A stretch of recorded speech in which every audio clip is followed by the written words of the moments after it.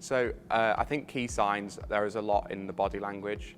If they're trying to move away from you, if they're not keen on a lot of the things that you're suggesting, if you know they're suggesting other ideas, you've got to look out for all of that.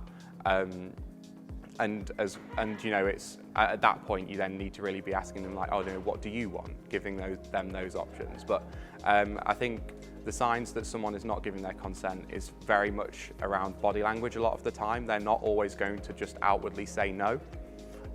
So it's really important to be looking at them all the time.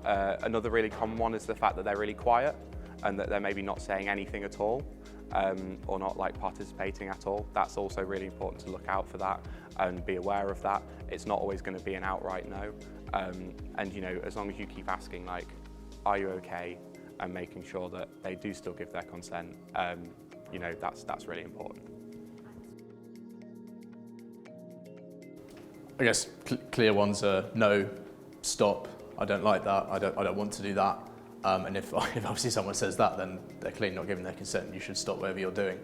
But so there can be physical ones as well. I said not giving eye contact, something like that, or you know, a shaking of the head, or you know, trying to restrain or physically withdraw from something. That's a clear sign of not giving consent. And the moment anything like that happens, then you know, you should stop what you're doing.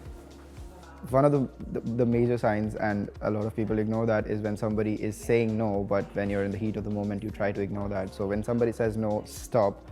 When somebody does not seem too comfortable, and when they're communicating, asking you to stop. So just take those factors into consideration. Yeah.